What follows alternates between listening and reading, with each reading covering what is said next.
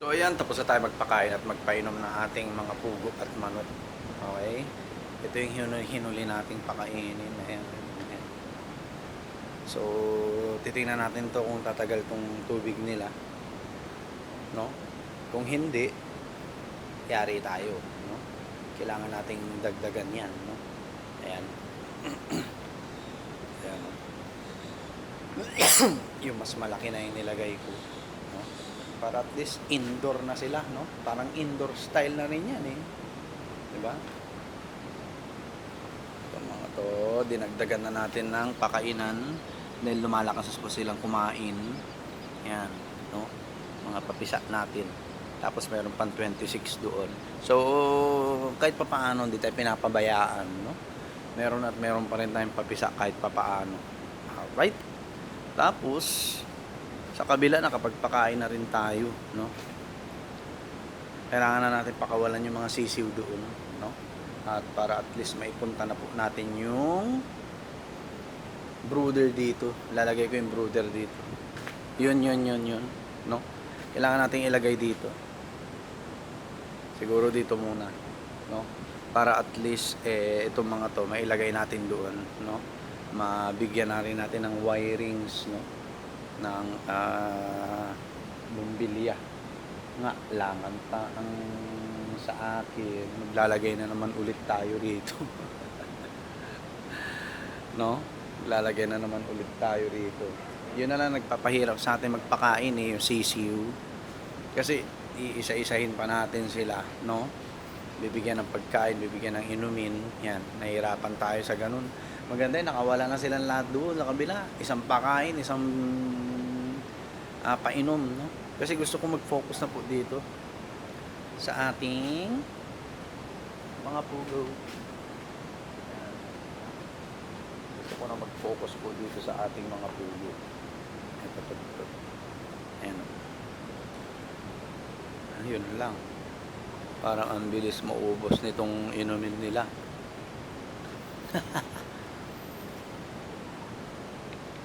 Talaga ba? Ay, hindi natatapon. Ano yung usog natin doon? Ano? Natatapon yata. Hindi naman. No? So, tingnan natin kung tatagal tong inumin. Ngayon kung hindi, ito magiging problema natin. Kasi 4 o'clock or close to 5 o'clock AM, nagpapainom na ako, eh. No? So, titingnan natin, no? At dapat pala matagal na nating inilagay dito yung mga pugo natin, no? Yan, no? Kaya dapat naka-automatic waterer na po ito. Hindi pa pwede yung ganito, no? Hindi pa pwede. Kailangan yan automatic na. At saka kailangan yun maipunta natin dito, yung brooder. Linisan ko doon, baldyuhan, tanggalin lahat ng mga nakakabit, tapos ibabalik dito, ibalik ko rito, no? At para mailagay natin itong mga sisiw natin doon, no? Mailagay natin mga sisiw natin para at least mahati natin na maayos itong mga breeders natin.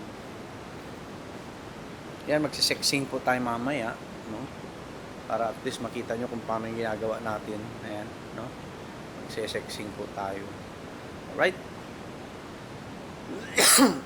Mamimili lang tayo dyan ng breeders po natin. The rest, ilalagay na po natin dito sa growing pen. Yan, dyan na po, no? Yan na natin ilalagay. Kaya nga kailangan itong mga to. Yan. Lalaki na nila, no? So isa lang namatay sa kanila.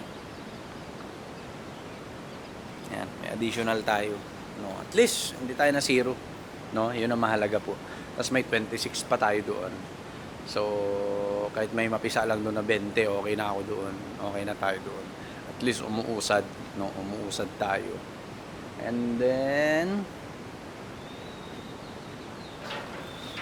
dito wala tayong problema rito, no?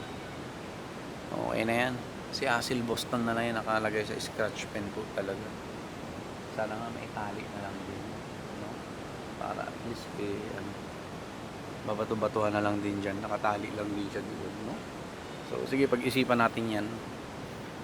So bukas na sa school na tayo, tapos na talaga maliligayang araw natin, no? Kaya kailangan mabenta na natin to, magpunta na dito yung bibili, no? May bibili kasi ng quail egg po natin at gagawin daw tokneneng, no?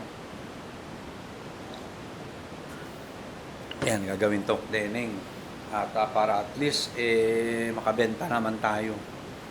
Okay? So yun, silipin natin to kung ano magiging itsura nila rito. Kasi dapat po to 25, 25, 25 lang, no? Diyan sa apat na scratch pen na yan. Hindi pa pwedeng hindi pa pwedeng ganyan, no? So tara, samahan niyo po ako, magwawalis tayo rito sa bahay. Walis tayo.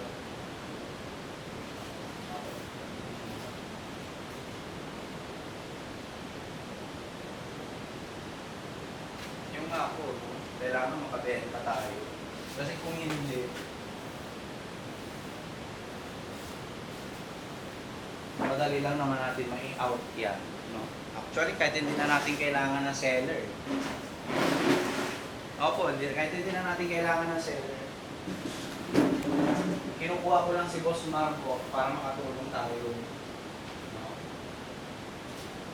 Minsan naglalaps siya eh. No? Magbebenta, minsan hindi. Dahil busy rin po, no? Yun na mahirap. Kaya kailangan po kumuha ng isa pa na magiging seller po natin. Lalo kapag dumami na yung production natin, ay naku po. Good luck sa atin, no? Pag dumami na yung production natin, kailangan may market talaga tayo.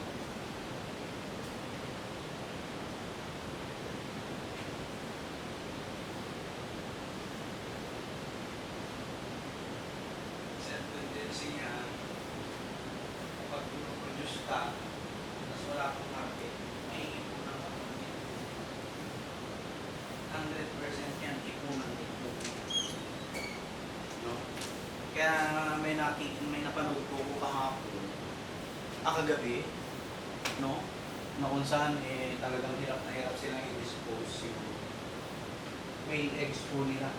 Paano libo, no? 13,000 to 14,000 egg a day.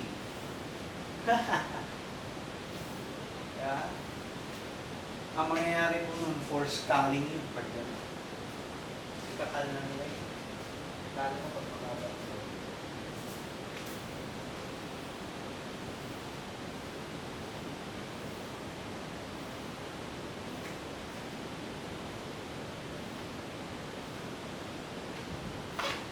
Sa atin po kasi, hindi pa tayo dumarating sa point na yun, no? Hindi pa tayo dumarating sa point na sobra-sobra yung production natin. No? Walang ganun, wala pang ganun sa atin, no? At kokontrolin lang natin yan, no? At maganda po ang tawag rito. Ang status natin kasi iilan pa lang po tayo, no? Na nagpupugo talaga rito sa Zambales. Kukunti lang po. Wala akong nababalitaan. Si Topacio. Opo, si Topacio. Si Madam Topacio. Meron silang farm. Halo-halo. Meron silang heritage, pugo, ayan, no? And yan ang mahirap po pag nag-overproduction ka. Tapos bakasyon. Kaya nga inaaral po ito eh, no? Hindi pa sa banat ng banat, no? Okay? Pagdating ng March at unti-unti nang humihina ang itlog ng pugo, magkal ka na. Tira mo na lang yung mga breeders mo, no? Tapos first week ng May, first week to second week ng May, mag-start ka na mag-load sa incubator mo. Para pagpatak ng mid-June, may production ka na. Kaya mas agahan mo, no? Last week ng April. Last week ng April, mag-load ka na sa incubator. No? Para June, nangingitlog na sila. Pasukan na. Malakas ng demand ng itlog ng pugo. Ang mahirap kasi po dyan, kapag kapag marami na nag-aalaga ng pugo, no? Tapos sa isang lugar, ang dami-dami, lahat halos nag-aalaga na ng pugo. Tapos lahat nagbebenta na ng itlog ng pugo. Yun po yung mahirap. Yun po yung mahirap, no? Yun yung mahirap. Kaya nga ako dito kinokontrol ko lang din na pagbebenta ng fertile eggs, no? At yun ang mahirap, no? Kailangan at least kahit paano tayo muna, no? Dahil may binabawi tayo. Bawi na pala. Bawi na natin. So ito mamaya kukunin na lahat 'yan. Okay? Ipinapiso isa na lang natin. Pwede pa po 'to. Ba mamaya isipin nila sira o ano. Hindi po, no? Hindi po sira 'yan. Right? Basta't lulutuin din agad. So kukunin na 'yan, tapos ito hinihintay pa natin yung isa. Kung kukunin lahat or ilan ang kukunin. Yan, no? So kita na naman tayo, no? Magbibilang tayo ng itlog mamaya para at least hindi tayo malugi. Hindi tayo malulugi. Alright? So, yun. Titingnan natin mabuti itong mga pugo natin. Parang hindi tatagal itong inumin nila. No? Hindi tatagal itong inumin nila. Right? Tapos, ano pa ba? Wala tayong gagawin eh. More on relaxing na lang po ngayon kasi bukas meron na tayong magre-report na tayo sa school, kakalungkot pero ganoon talaga, no? Buhay empleyado, back to normal tayo, no? School bahay, tas Sabado Linggo kilos tayo dito sa yard, linis, ganyan. Okay? Bigay ng vitamins, ng gamot, monitoring, mga ganyan, no? Ang mangyayari po, no? And hopefully makapag-sexing tayo ngayon at para maging maayos po yung ating quail breeding and propagation. Sabi naman ni Kagawad Sandy Madamba, masyado pa daw pong matabang ang similya. Kasi bata pa po sila, no? Kaya dapat yan may edad bago i-breed, no? Tayo makulit, nangihinayang sa panahon. Ayun. Ayan, resulta, no? So, you know. Pero at least meron tayong papisa paunti-unti, mahalaga, no? Mahirap naman kung hindi tayo makakapagpapisa ng ng maramihan, right?